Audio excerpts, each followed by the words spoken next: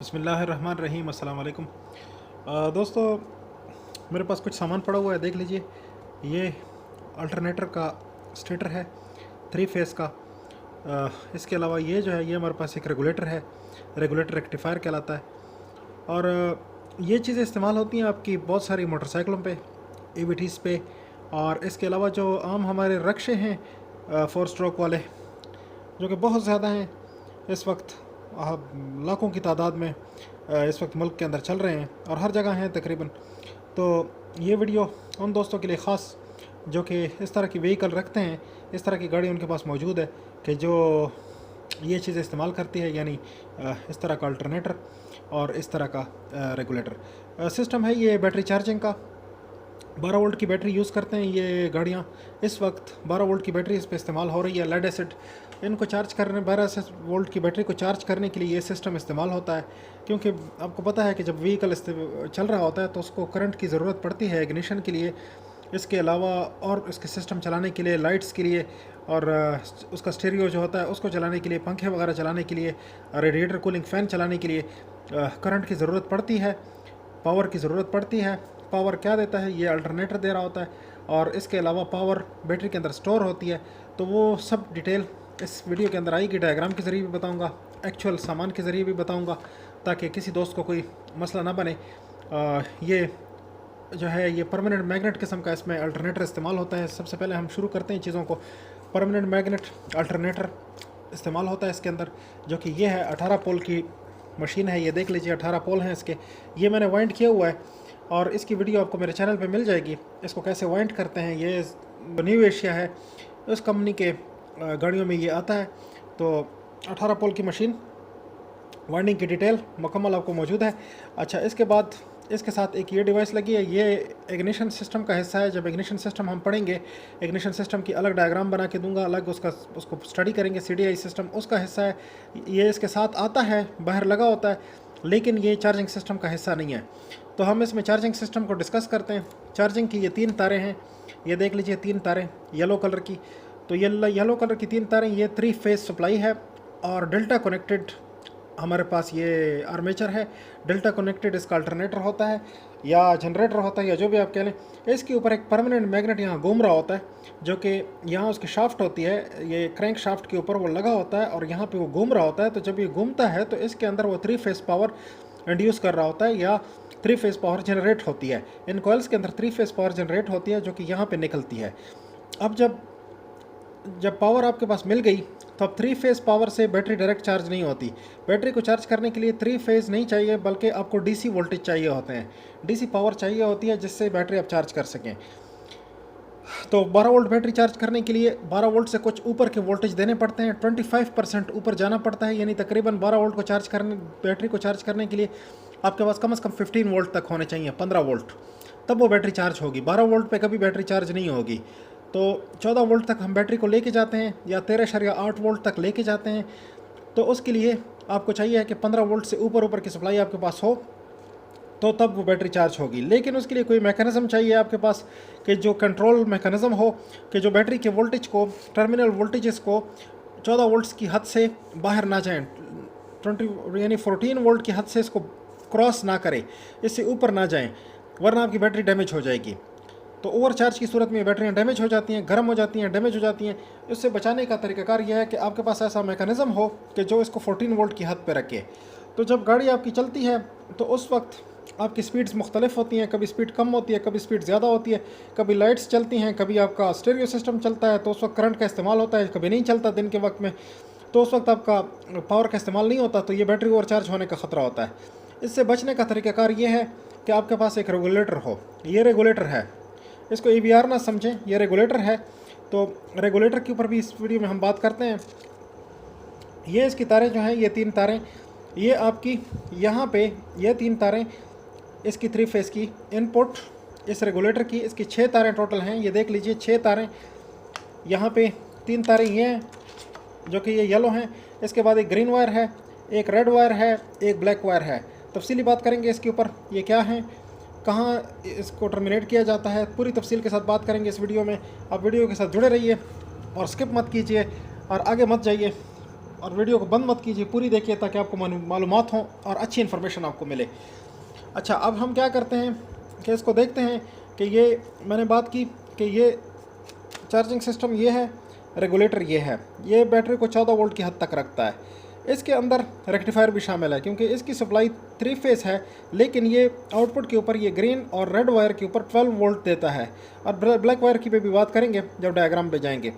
अच्छा, अब क्या होता है कि ये रेगुलेटर क्या करता है, इसके अंदर एक स्विचिंग मैकेनिज़्म है कि जो इसके ऊपर एक्स्ट्रा पावर पैदा होती है, जो वोल्टेज ऊपर जाते हैं उनको ये इसके अंदर यानी ग्राउंड कर देता है, ग्राउंड के साथ मिला देता है, या एक रेजिस्टेंसेस के ऊपर इलेक्ट्रॉनिक रेजिस्टेंसेस यानी ट्रांजिस्टर्स होते हैं वो, उनके ऊपर उसको पावर को वेस्ट कर देता है।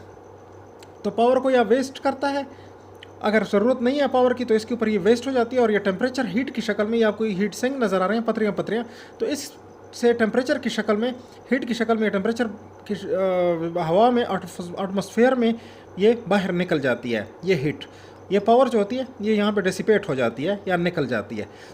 तो कुछ मैं इंजीनियरिंग टर्म्स भी इस्तेमाल कर रहा हूँ, आई एम सॉरी, जिन लोगों को नहीं पता वो सुन लीजिएगा, बाद में आहिस्ता आहिस्ता आप सुनेंगे तो आपको खुद ब खुद अंदाज़ा लग जाएगा। अच्छा, 3 फेस पावर को डीसी में कन्वर्ट करता है, स्विचिंग करता है, रेगुलेट करता है, ये इसका काम है। अब हम आते हैं डायग्राम की तरफ। तो डायग्राम शुरू होती है यहाँ से। ये हमारे पास ये 3 फेस अल्टरनेटर है, ये देखिए डेल्टा कनेक्टेड इसका स्टेटर है, और यहाँ पे ये आपको मैग्नेट नज़र आ रहे हैं, परमानेंट मैग्नेट SN करके, ये इसके साथ साउथ और नॉर्थ पोल हैं जो कि इसके अंदर घूम रहा होता है, तो इसके अंदर वोल्टेजेस जनरेट होते हैं। ये अल्टरनेटर 3 फेस का है। अच्छा, इसके बाद ये पावर जाती है, यहाँ पे रेक्टिफायर लगे हुए हैं। ये जो लोग जानते हैं बिजली, थोड़ा सा इलेक्ट्रॉनिक्स का उनको इल्म है इलेक्ट्रिकल का, तो वो जानते हैं कि 6 डायोड इस्तेमाल होते हैं आपके 3 फेस को DC बनाने के लिए। ये हाफ वेव ब्रिज रेक्टिफायर कहलाता है, और ये 3 फेस को कन्वर्ट करता है DC में। अच्छा, DC की लाइन ये निकली हुई है, प्लस लाइन ये निकली हुई है, नेगेटिव लाइन ये ग्रीन है, मैंने ग्रीन बनाई हुई है, और ये रेड लाइन ये बनाई हुई है पॉजिटिव। अच्छा, इसके बाद क्या होता है कि यहाँ पे आता है रेगुलेटर। रेगुलेटर क्या करता है कि ये 3 फेस पावर के ऊपर ये तीनों यहाँ पे ये स्विच लगे हुए हैं, ये इलेक्ट्रॉनिक स्विच हैं, ये आम स्विच नहीं है, ये इलेक्ट्रॉनिक स्विच हैं जो कि इस मॉड्यूल के अंदर होते हैं, और वो ट्रांजिस्टर की शक्ल में, या मॉसफेट की शक्ल में, या FET की शक्ल में, या जो है तो ट्राइक की शक्ल में यहाँ मौजूद होते हैं। फिर उनको इस तरीके से रेगुलेट किया जाता है कि ये इन 2 वायर्स को देखता है। एक वायर आपकी ये लगी हुई है आउटपुट की, और एक वायर ये प्लस से, ये जो ब्लैक लाइन है, जो मैंने आपको कहा कि ब्लैक लाइन एक इसमें है, मैं आपको दिखा देता हूँ। ये ब्लैक लाइन जो है ये वाली, ये देख लीजिए, ये ब्लैक लाइन जो है ये वाली, एक red line, green line. Green और रेड का तो मसला आपको सेट हो गया कि ग्रीन जो है वो नेगेटिव है, रेड जो है वो पॉजिटिव है, बैटरी की तरफ जा रही है, पावर लेके जाती है बैटरी को चार्ज करने के लिए। और जो ब्लैक वायर है इसके अंदर, इसकी बात करते हैं अभी। ब्लैक वायर जो है वो सेंस वायर है, वो यहाँ से ब्लैक वायर बैटरी के टर्मिनल से जाती है, और की स्विच के ज़रिए जब आप की ऑन करते हैं, गाड़ी का स्विच ऑन करते हैं, तो उस वक्त ये ऑन पोजीशन पे आता है, और उस वक्त ये इस रेगुलेटर के साथ मिल जाता है। तो ये यहाँ पे एक सेंसिंग का सिग्नल देता है कि मेरे पास इस वक्त 14 वोल्ट हैं और आप स्विच कर लो, यानी ये डिवाइस पर इस वक्त स्विच करती है, स्विच ऑफ कर, ये स्विच को ऑन करके पावर स्विच ऑफ करती है, यानी इस पावर को यहाँ ग्राउंड कर देती है, नेगेटिव के ऊपर कर देती है। तो जब नेगेटिव पे होती है तो इस लाइन पे पावर नहीं आती, और बैटरी आपकी ओवर चार्ज होने से बच जाती है, 14 वोल्ट पे ही रहती है हमेशा। तो जब 14 वोल्ट से वोल्टेज नीचे जाने लगते हैं, उस वक्त ये वायर इस रेगुलेटर को बताती है कि 14 वोल्ट से वोल्टेज नीचे हो गए, स्विच ऑफ ओपन कर दो। तो स्विच ओपन हो जाते हैं, फिर से पावर आने लगती है, और बैटरी आपकी 14 वोल्ट की हद पे ही हमेशा चार्ज रहती है। ये हो गई इसकी एक्सप्लेनेशन कैसे काम करता है। अब ये पावर डायग्राम देख लीजिए, ये वेव फॉर्म मैंने आपको दिखाए हुए हैं। यहाँ पे ये 3 कलर मैंने आपको दिखाए हैं, रेड, ग्रीन और ब्लू। तो ये रेड, ग्रीन और ब्लू, ये RYB इस तरह करके, ये ग्रीन में जो मैंने बनाया हुआ है इसको आप येलो भी समझ सकते हैं, ये बहरहाल कलर से कोई मसला नहीं, तो RGB समझ लें इसको। तो ये पहला फेज़ ये वाला, दूसरा फेज़ ये वाला, और तीसरा फेज़ ये वाला। ये फेज़ एक दूसरे से 120 डिग्री या 120 डिग्री अपार्ट होते हैं, इसलिए 3 फेज़ पावर इस्तेमाल की जाती है कि इसमें आपको पावर बहुत ज़्यादा मिलती है। इसकी तफसील यहाँ पे आती है जब आप रेक्टिफाई कर लें, जब बैटरी को जो पावर जाती है, जब आप रेक्टिफिकेशन कर लें, यहाँ पे रेक्टिफिकेशन से गुजर जाता है, तो उस वक्त पावर इस शक्ल की होती है, यानी ये रेड, ये ग्रीन, ये ब्लू, इस तरीके की पावर आपको मिलती है, यानी ये वाला लेवल आपको मिलता है, यहाँ वाला लेवल। तो ये 3 फेज़ में अच्छी खासी आपको बेहतरीन रेक्टिफिकेशन हो जाती है। और अच्छी पावर आपको बैटरी पे अवेलेबल होती है।